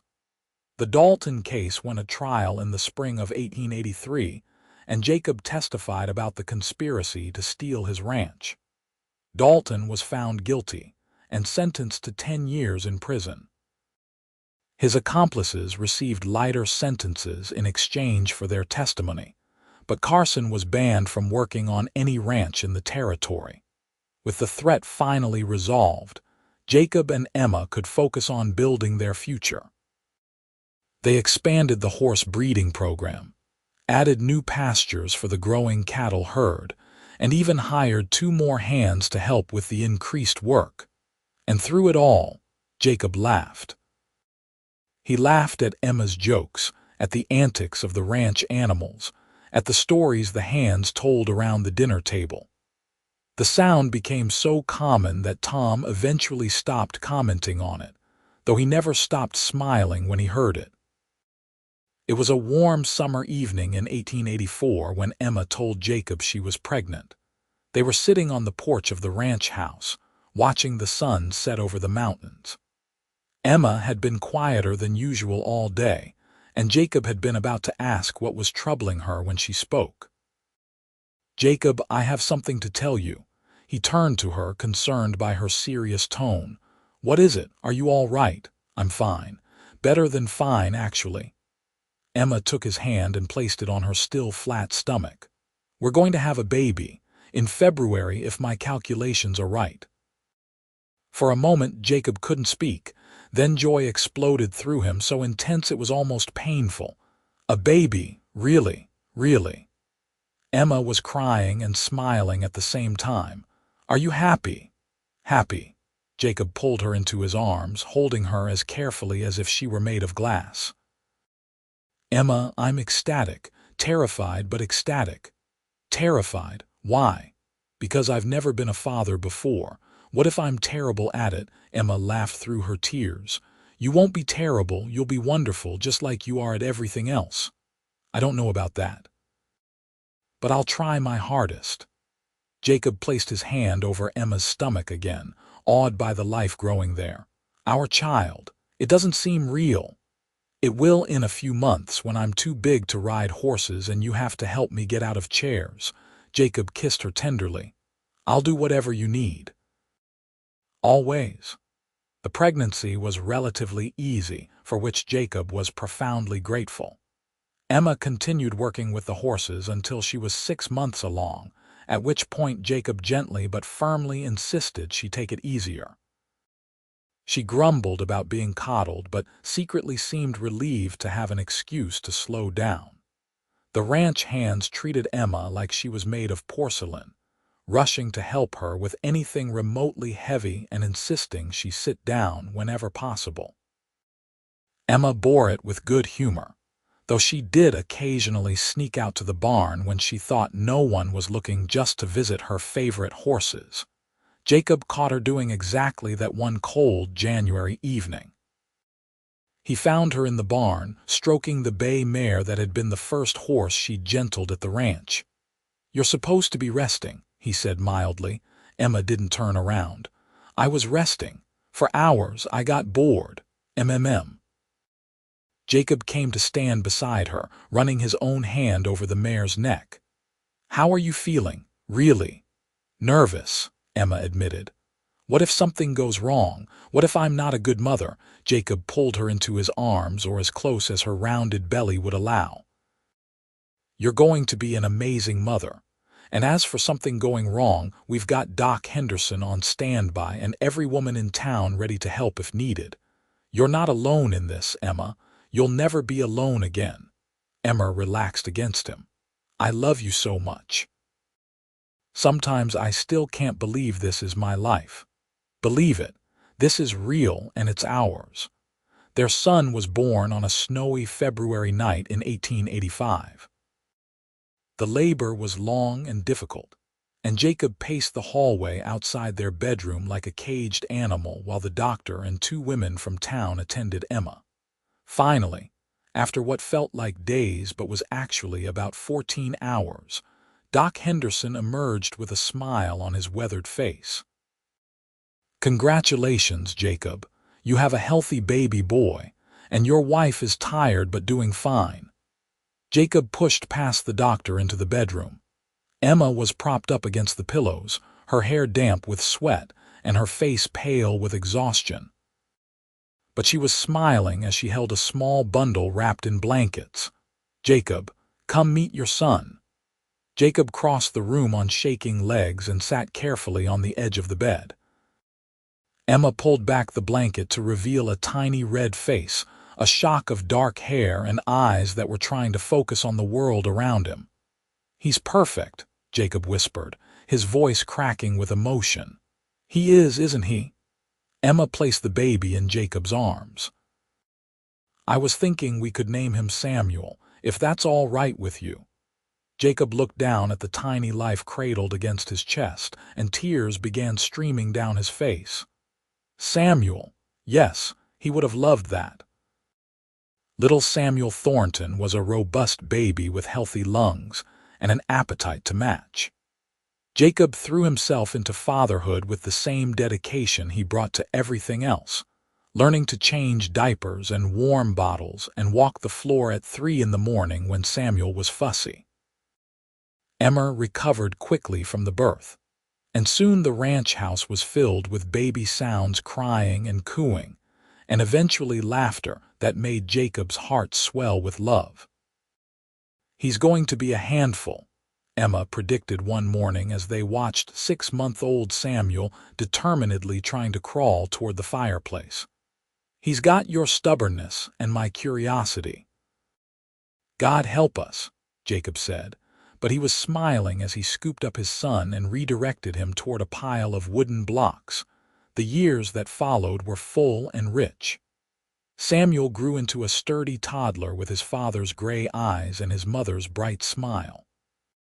He followed Jacob around the ranch from the time he could walk, insisting on helping with chores even when he was more hindrance than help. In 1887, Emma gave birth to their second child, a daughter they named Rose, after Emma's mother. Rose was quieter than her brother, with auburn hair and a thoughtful disposition that reminded Jacob of Emma. With two young children, the ranch house was chaotic and loud and messier than it had ever been.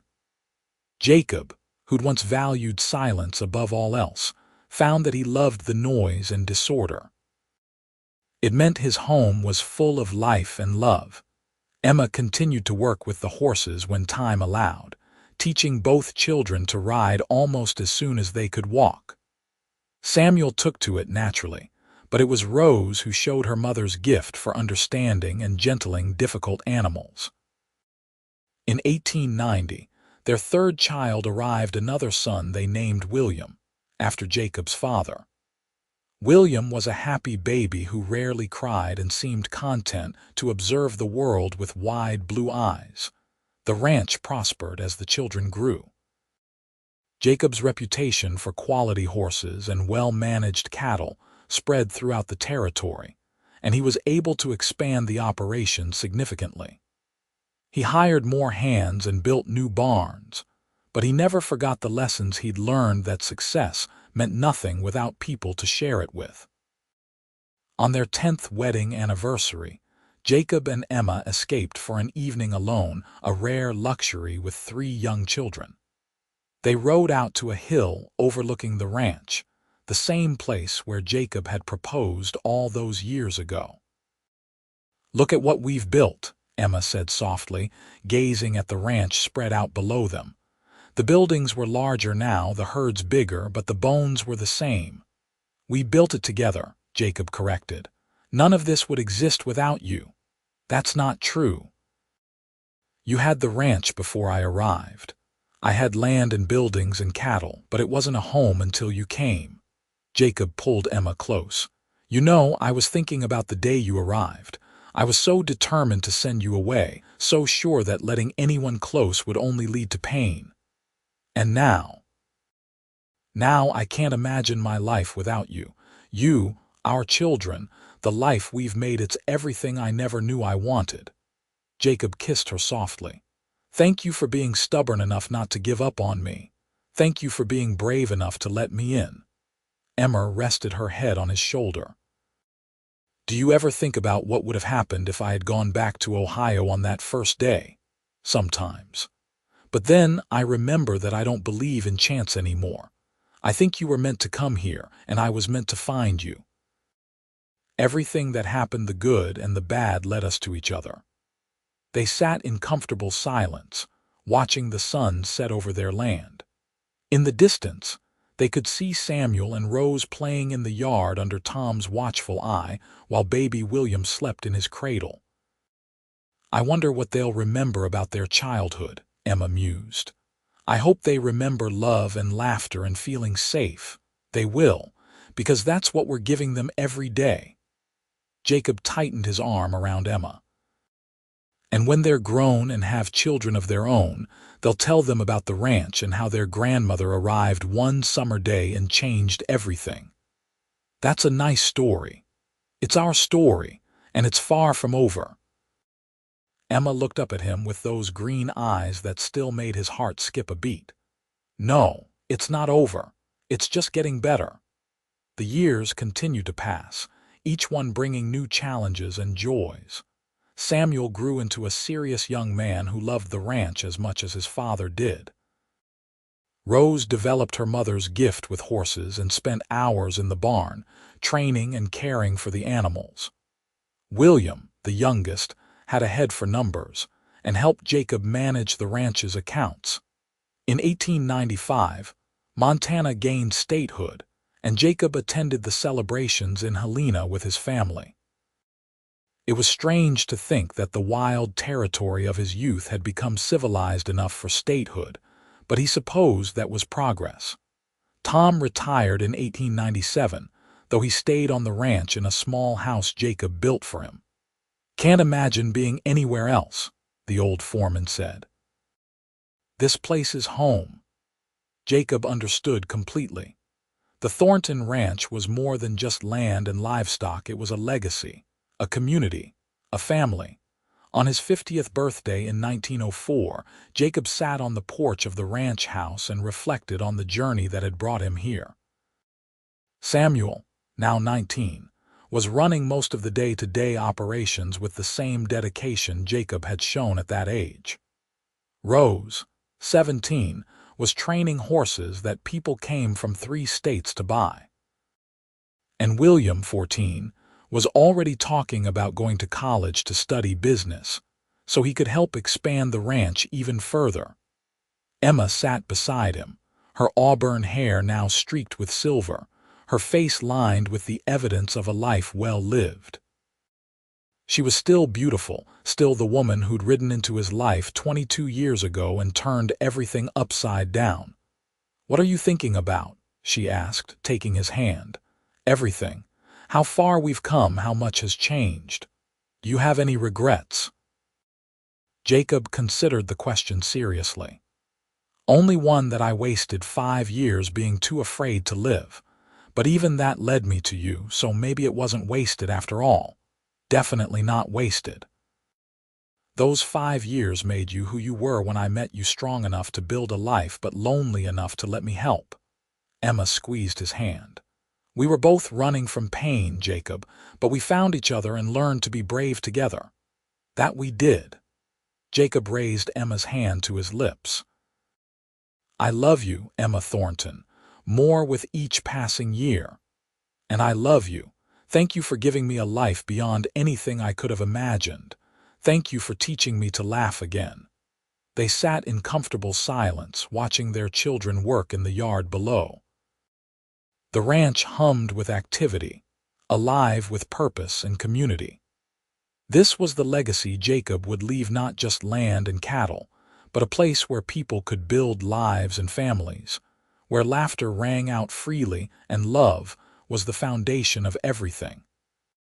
As the sun set over the Montana mountains, painting the sky in shades of gold and crimson, Jacob Thornton smiled. It was an expression that came easily now, natural as breathing. For a man who hadn't laughed in 5 years, he'd spent the last 22 making up for lost time. And he wasn't done yet. Not by a long shot. The story could have ended there, with Jacob and Emma growing old, surrounded by their children and the ranch they'd built together. But life, as Jacob had learned, was rarely that simple or that neat. In the spring of 1905, Samuel came to his parents with news that would change the family again. He was engaged to be married to a young woman named Catherine Miller, whose family owned a ranch 2 territories over. "She's wonderful," Samuel said, his face glowing with the same happiness Jacob remembered feeling when he'd first fallen in love with Emma. "Smart and kind, and she loves the ranch life as much as I do." Jacob shook his son's hand, then pulled him into a fierce hug. "I'm happy for you, son." "When do we get to meet her?" "Next month. She's coming with her family to see the ranch and finalize the wedding plans." The wedding was held that summer, a grand affair that brought together ranching families from across the region. Catherine proved to be everything Samuel had promised, a capable woman with a warm smile and a genuine love for the land. Watching his son get married, Jacob found himself thinking about his own wedding day, about how terrified and hopeful he'd been. He glanced at Emma, who was crying happy tears, and felt a surge of gratitude for all the years they'd shared. "Our baby is all grown up," Emma whispered. "They all are," Jacob replied. "But that's good. It means we raised them right." Rose married 2 years later to a horse trainer from Wyoming who shared her passion for working with difficult animals. They settled on the ranch, building a house near the training corrals where Rose spent most of her time. William went to college as planned, studying business and agriculture. He returned to the ranch with new ideas for expansion and modernization, working alongside his father to bring the Thornton Ranch into the new century. By 1910, Jacob was a grandfather 4 times over, with Samuel and Catherine producing 2 sons and Rose and her husband adding twin girls to the family. The ranch house that had once seemed too large for one lonely man was now filled to bursting during family dinners, with children and grandchildren running through the halls. Jacob, now 56, had slowed down somewhat. His joints ached in the cold, and he left more of the physical work to the younger men. But he still rode out every morning to check on the ranch, still made the important decisions, still felt the deep connection to the land that had defined his life. Emma, at 53, was as active as ever. She still worked with horses, though now she had Rose and her granddaughters helping her. Her auburn hair had gone completely silver, and she wore glasses for close work, but her smile was as bright as the day Jacob had first seen her. One evening, as they sat together on the porch watching the sunset, a ritual they'd maintained for over 25 years, Emma turned to Jacob with a serious expression. "I've been thinking about the future," she said. "About what happens to the ranch when we're gone." Jacob, who'd been thinking similar thoughts, nodded. "I've got a will drawn up. The ranch will be divided equally among the children, but they'll run it together as partners. No one person owns it all, it belongs to the family." "That's good. That's what I hoped you'd say." Emma took his hand. "This place has been my home for 28 years. I want our grandchildren to know it the way we do, to love it the way we have. They will. We'll make sure of it." The years continued their steady march.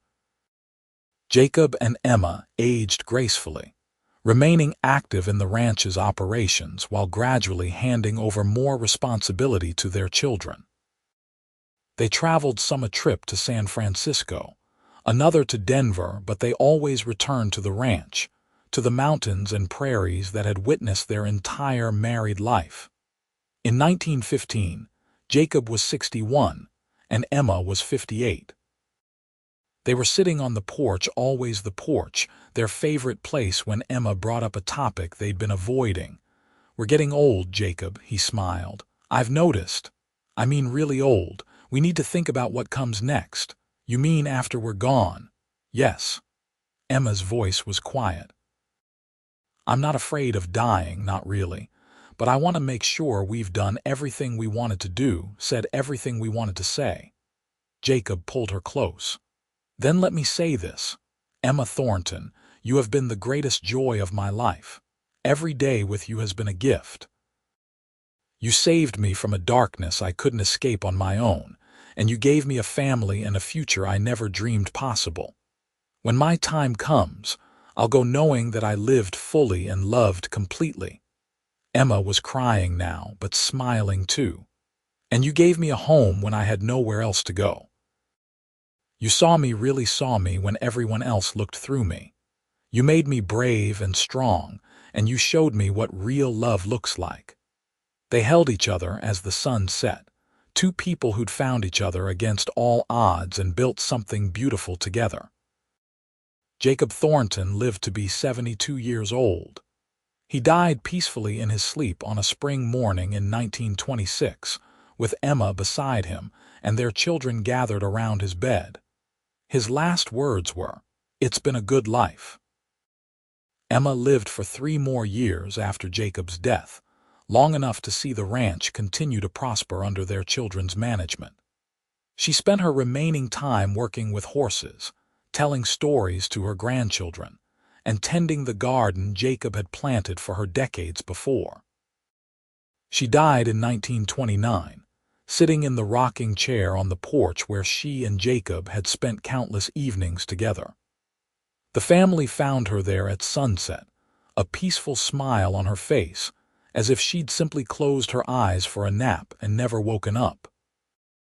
They buried Emma next to Jacob on a hill overlooking the ranch, under a simple headstone that read, "Jacob and Emma Thornton, partners in life and love.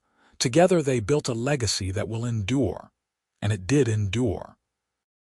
The Thornton Ranch continued to operate for generations, passed down through Samuel's and Rose's and William's children, and their children after them. The horses bred there became famous throughout the West, and the cattle operation remained one of the most successful in Montana. But more than the business success, the ranch endured as a place of family and community, just as Jacob and Emma had wanted. The big house was always full during holidays, with multiple generations gathering to share meals and stories. The porch where Jacob and Emma had sat for so many years became a family landmark, a place where important decisions were made and quiet moments were cherished.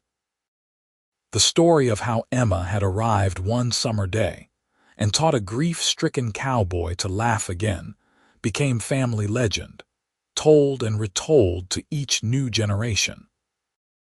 It was a reminder that love could heal even the deepest wounds, that it was never too late to start over, and that sometimes the bravest thing you could do was let someone in.